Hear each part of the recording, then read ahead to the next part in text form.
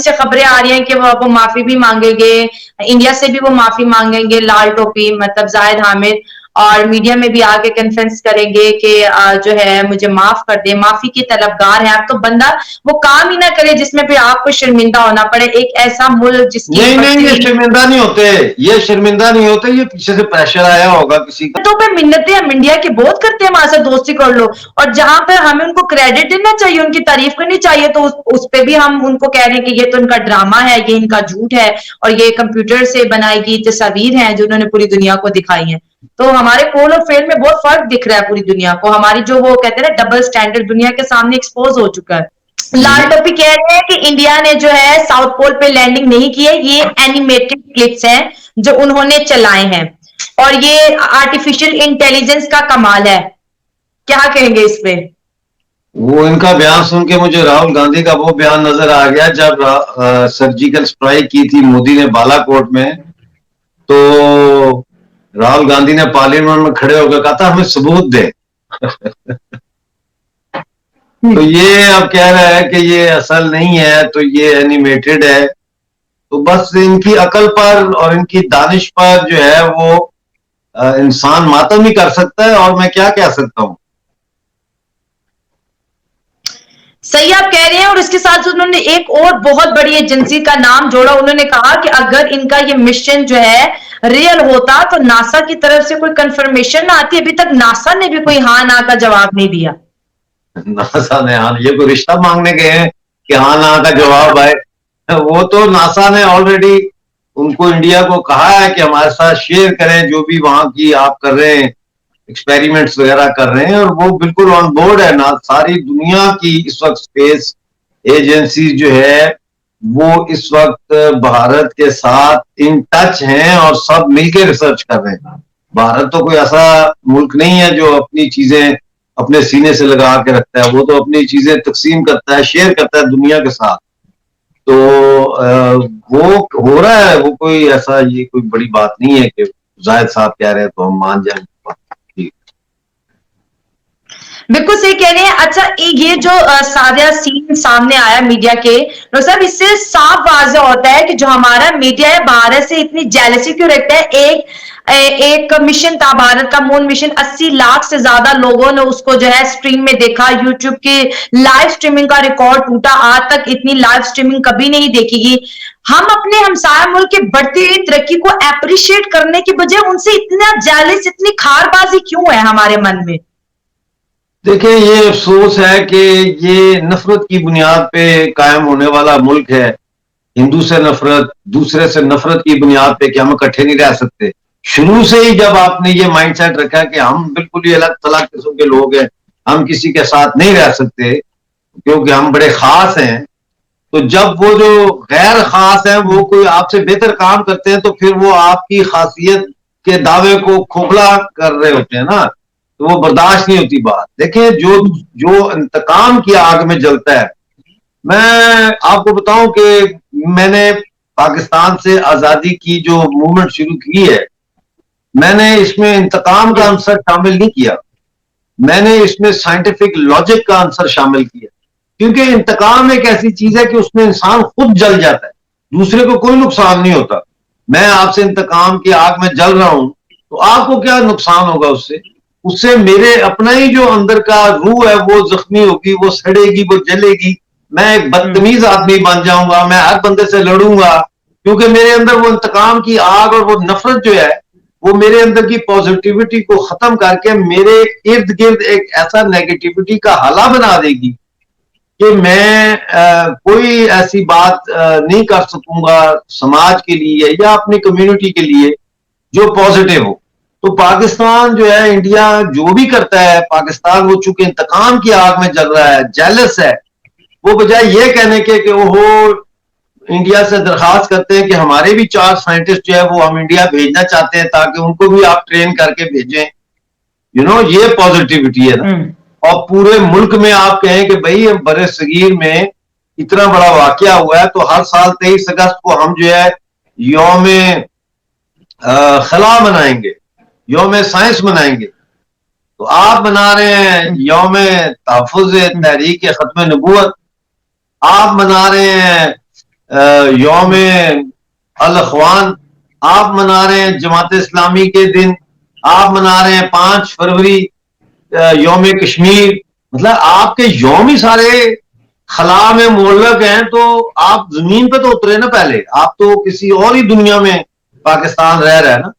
تو اس لیے یہ ایک بہت افسوس کی بات ہے کہ بجائے یہ کہنے کے کہ جی پاکستان کے اسٹوڈنٹس کو کوٹا دیا جائے انڈیا کی اسپیس یونیورسٹیز میں، یا جہاں پہ سائنس پڑھائی جاتی ہے اسپیس کی، اس میں ہمیں کوٹا دیں، ہم اپنے بچے بھیجنا چاہتے ہیں. وہ کہہ رہے ہیں کہ جی جہاز تو گیا ہی نہیں. دوسرا کہتا ہے جی چاند ہمیں اوپر جانے کی کیا ضرورت ہے، ہم تو روز دیکھتے ہیں چاند، ہمارے جھنڈے پہ ہے چاند. یہ افسوس ہے. صحیح کہہ رہے ہیں، بالکل صحیح کہہ رہے ہیں آپ ڈاکٹر صاحب. ایک چیز آپ نے نوٹس بھی کی ہوگی، جب بھی بھارت ہم سے آگے نکلتا ہے، کوئی دنیا کے لیے ایک بہت بڑا کام کرتا ہے، تو پاکستانی کچھ لوگ ثبوت مانگنے لگتے ہیں. بالاکوٹ اسٹرائک کا آپ نے ذکر کیا، جب پرائم منسٹر نریندر مودی نے اسٹرائک کی تھی، پاکستان آج تک نہیں مانو، کہہ رہے اگر کیا تو پرائم منسٹر نریندر مودی ثبوت دے دے. چندریان مشن کیا تو آپ ہمیں ثبوت دے دیں. ان ثبوتوں کا آپ کیا جواب دیں گے؟ اگر آپ میں اتنی کیوریوسٹی ہے تو آپ خود جان لو نا سچ کیا ہے. سچ تو سامنے آ جاتا، سچ چھپا نہیں رہتا.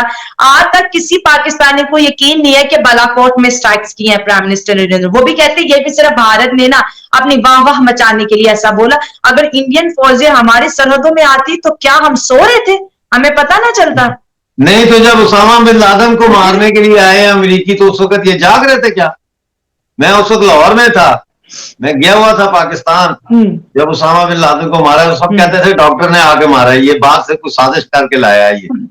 تو کہنے کا ہاں سچی. اچھا وہ میں آپ کو بتاؤں کہ یہ جو ہے انڈیا کی آپ نے بات کی، دوڑ میں آگے نکل جاتا ہے. انڈیا دنیا کے ساتھ کوئی ریس نہیں لگائی ہوئی کسی نے کہ وہ کوئی دوڑ میں پاکستان سے آگے نکلنا چاہتا ہے. انڈیا تو اپنا کام کر رہا ہے، اسپیس ہے تو اس کا کام ہو رہا ہے. اب آپ دیکھیں نا انڈیا میں جو ہے وہ اتنے ترقی کے کام ہو رہے ہیں، وہاں پہ ہر فیلڈ میں ہو رہے ہیں، کشمیر میں ہو رہے ہیں، باقی اسٹیٹس میں بھی ہو رہے ہیں. تو پاکستان جو ہے وہ تو تب کہے نا کہ انڈیا آگے نکل گیا کہ وہ اس دوڑ میں شامل ہو. وہ تو پیچھے بیٹھا پتھر ہی مار رہا ہے، پتھر ہی مار رہا ہے. وہ تو یہ نہیں کہہ رہا کہ یار یہ پتھر جمع کر کے ان کو پیس کے اس کی میں ریت بناؤں، سیمنٹ بناؤں اور میں کوئی چیز اس میں سے بناؤں.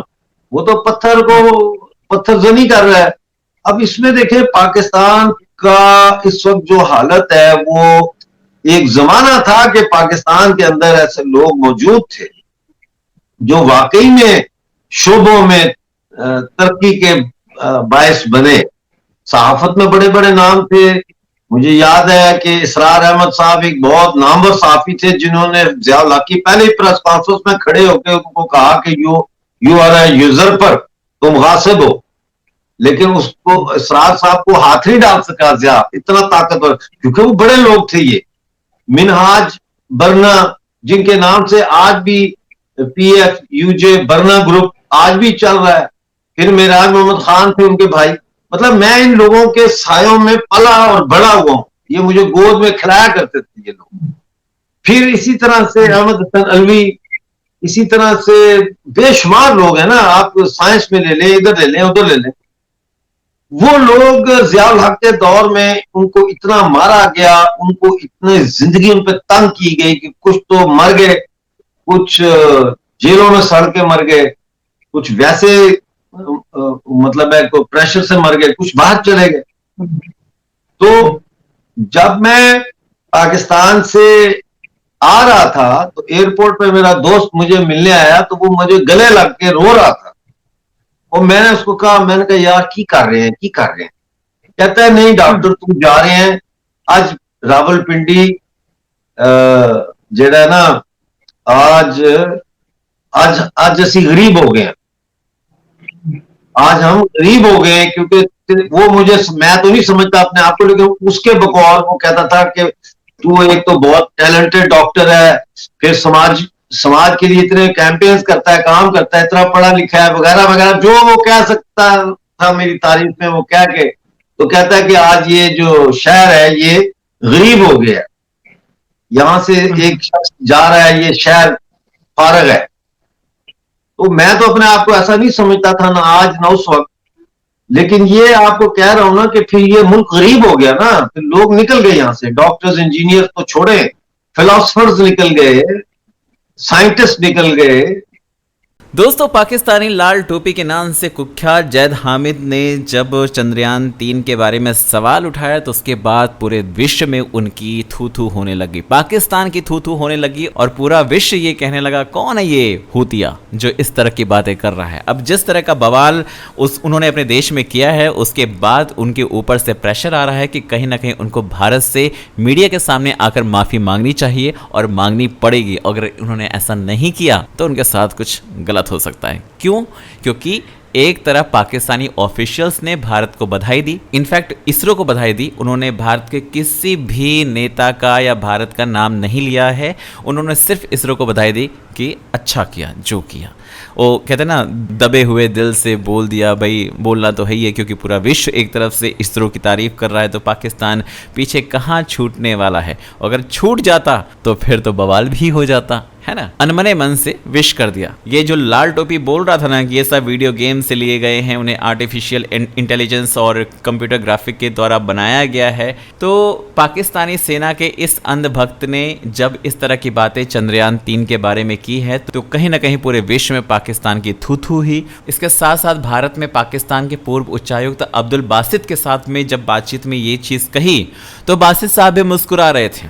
اور اس کے بعد چونکہ یہ بھارت میں پاکستان کے پورو اچایکت رہ چکے ہیں, اس لیے سب سے زیادہ ان کی کریڈیبلٹی پر سوال اٹھائے گئے کہ ایسا بندہ جس کا تم انٹرویو لے رہے ہو اور وہ اس طرح کی باتیں کر رہا ہے اور تم اس کی ہاں میں ہاں ملا رہے ہو اور ساتھ میں مسکرا رہے ہو, وہ بھی جھوٹ پر, تو بات اور بڑھ جاتی ہے. اور اسی لیے اب خبر یہ آ رہی ہے کہ بہت جلد لال ٹوپی سر جھکا کر آئے گا اور بولے گا مودی صاحب ہمیں معاف کر دو, ہم سے غلطی ہو گئی. وہ دن جب آئے گا آپ کو ضرور بتائیں گے. ویڈیو کو لائک کیجیے گا, شیئر کیجیے گا, اور چینل پر اگر نئے ہیں تو چینل کو سبسکرائب ضرور کیجیے گا.